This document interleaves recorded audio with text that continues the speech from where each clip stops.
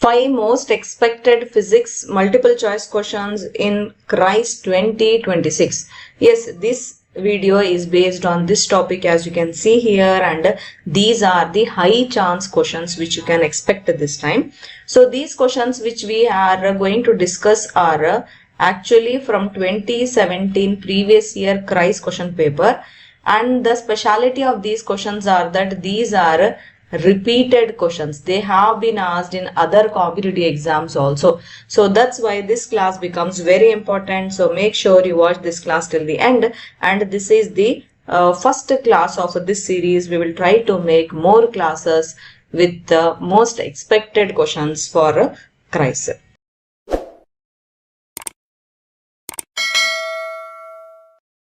If you are a aspirant who has taken our Hstr PM course, then this class is going to be very easy for you, because as you all know, Hstr PM is the major part of our CRIS course, because that gives you all the basic and the next level things which are required for CRIS.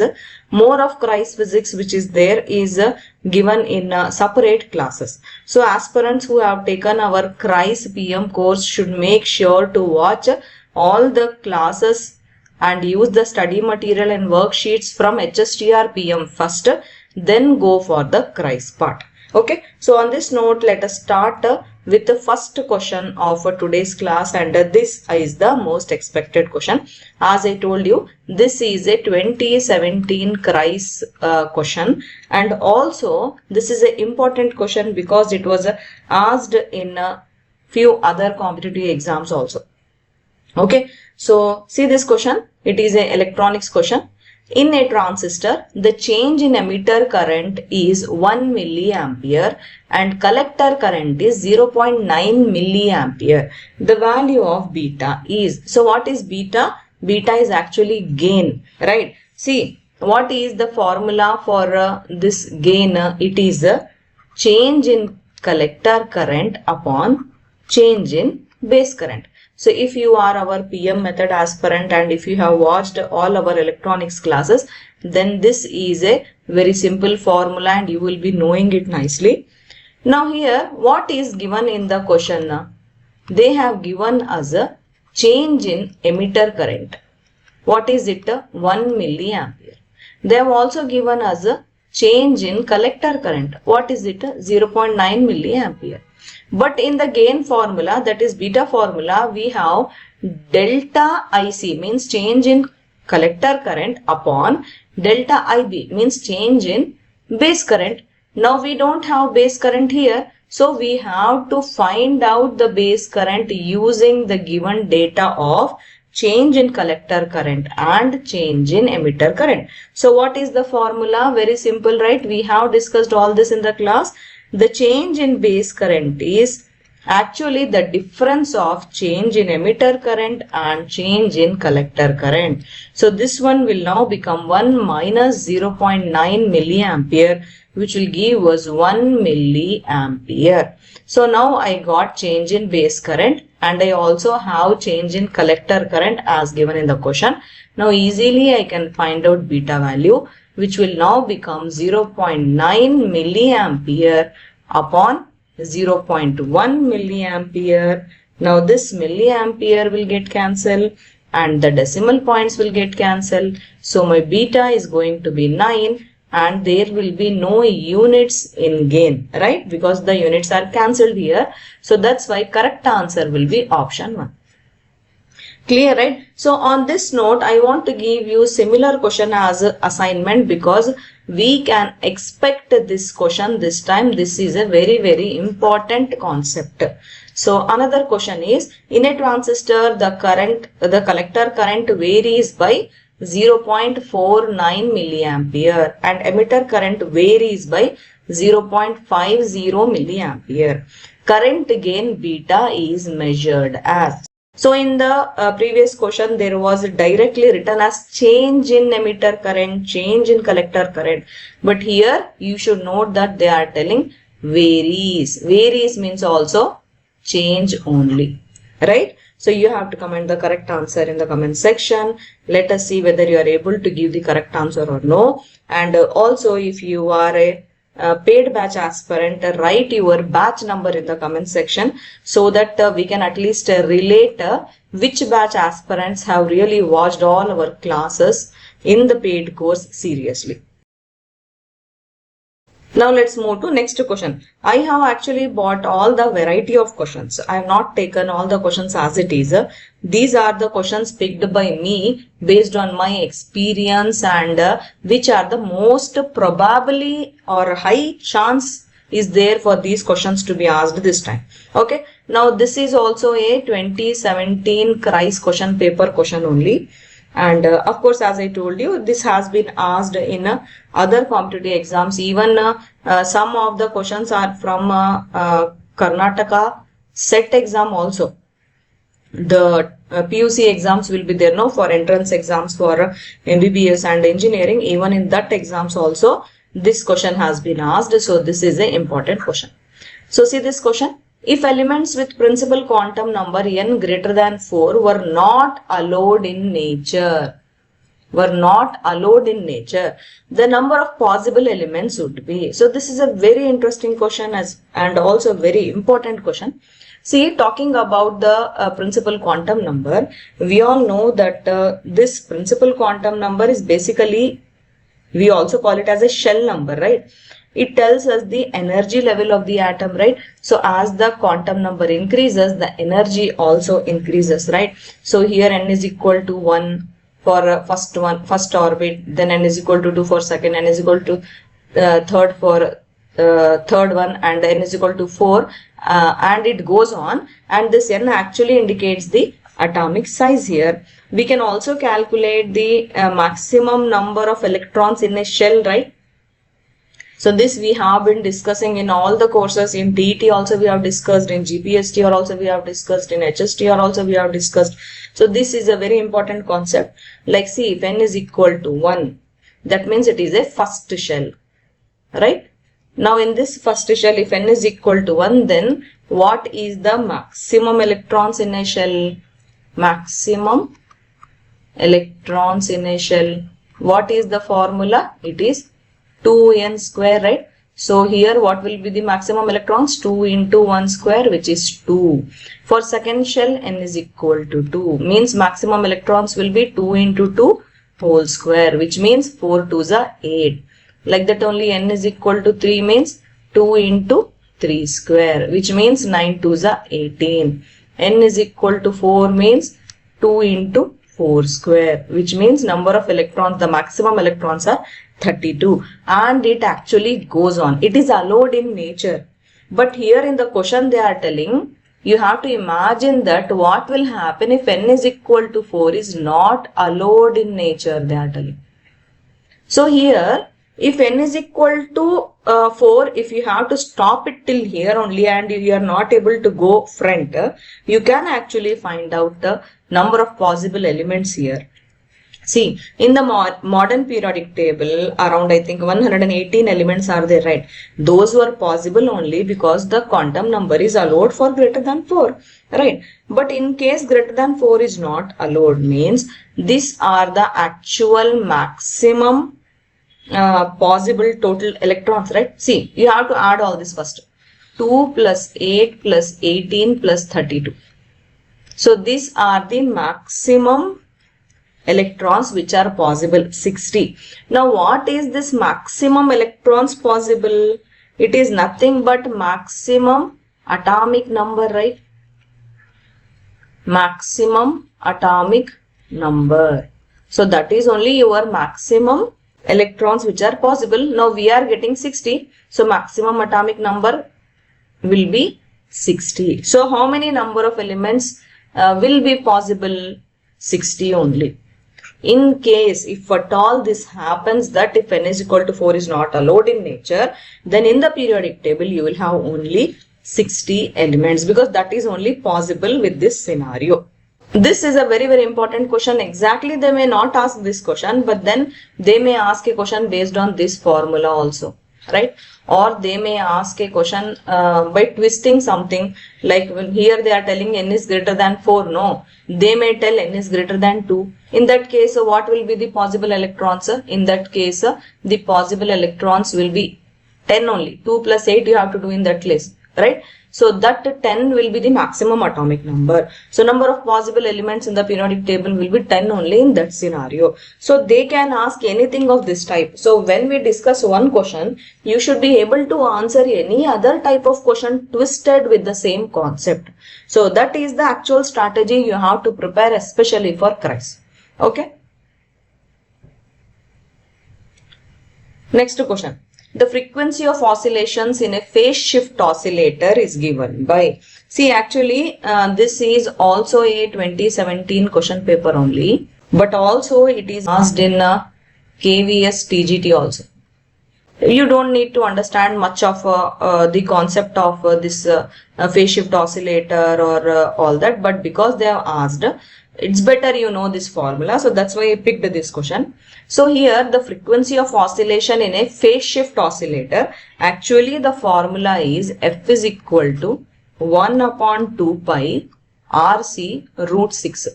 So this is the formula for a frequency of oscillations in a phase shift oscillator.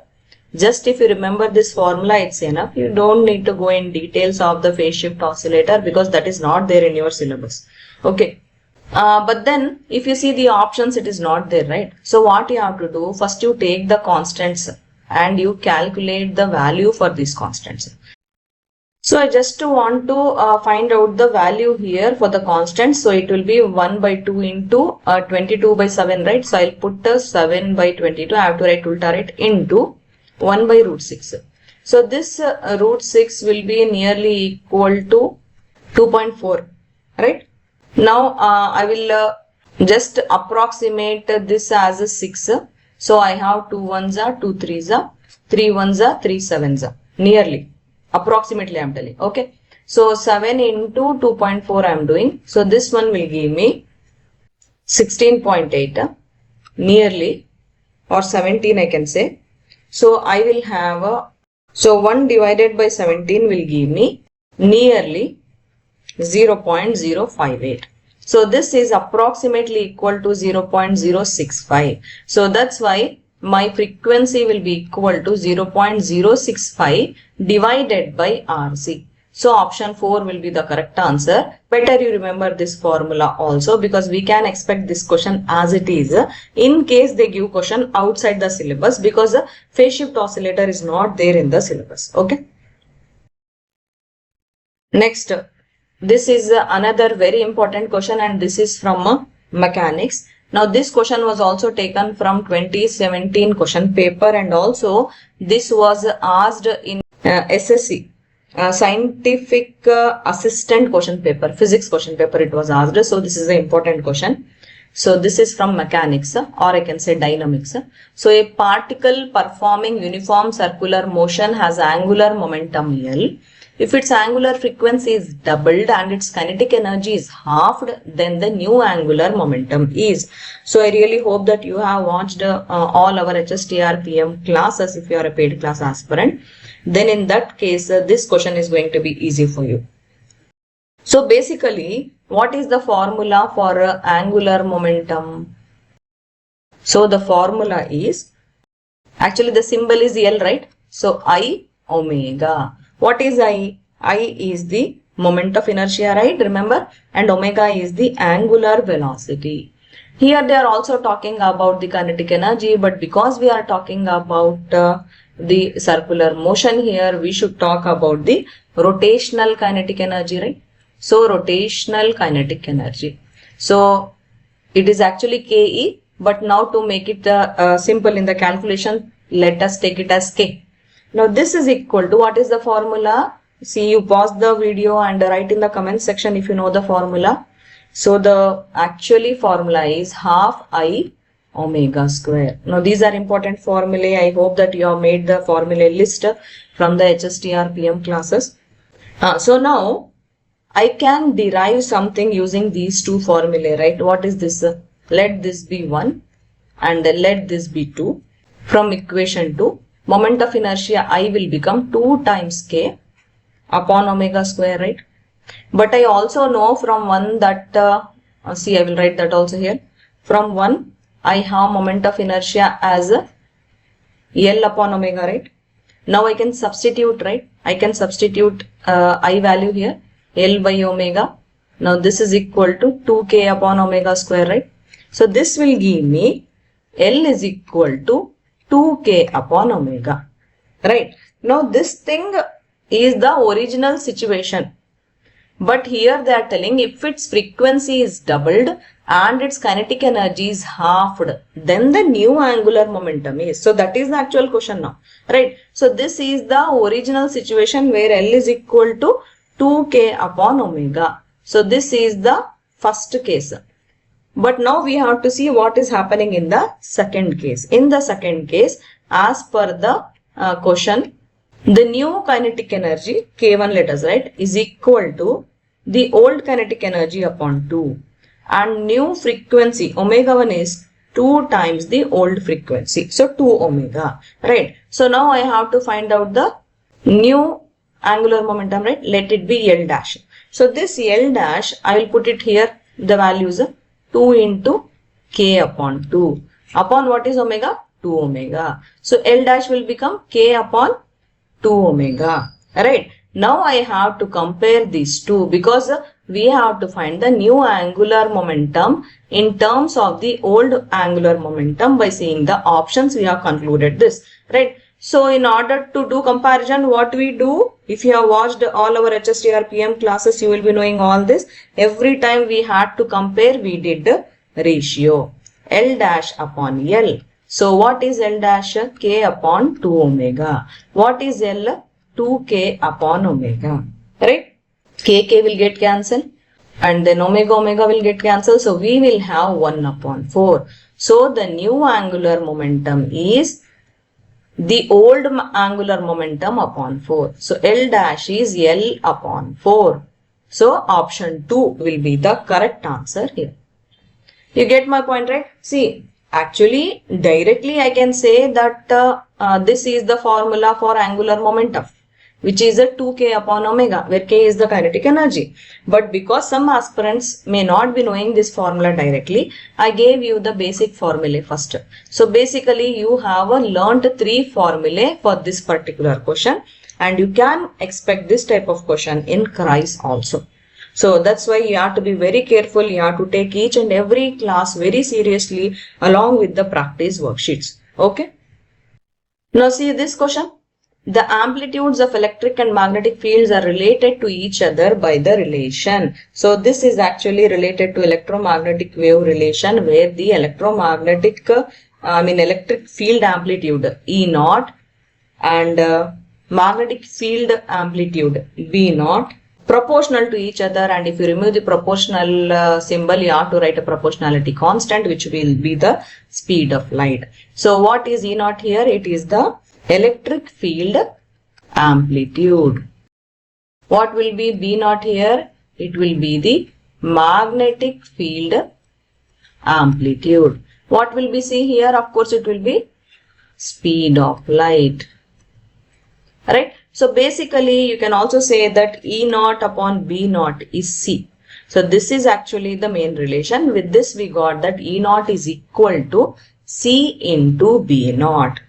So remember this, C is there with B0. So if you give this one, then this is the wrong answer.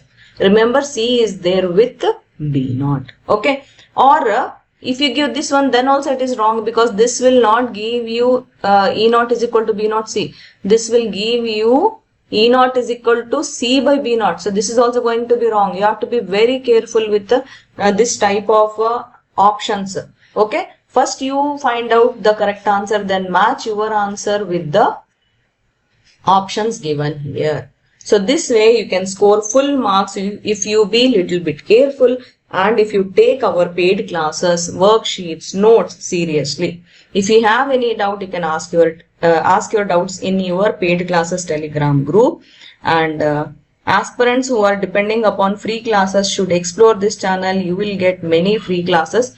to help you all prepare in your CRISE examination. But please don't ask us to give free classes daily, because practically it is not possible for us. Still we are trying, because we have many more parallel things and we have promised many things to the paid classes. We have to do justice with them also. So still we have taken out time and we have planned this series. We will try to continue these classes with the most expected questions. But then for that we need a good response to share it among your friends and other aspirants who are depending upon free classes. If we get good response, then only we will continue making these classes. Okay. Thank you. All the best. Bye.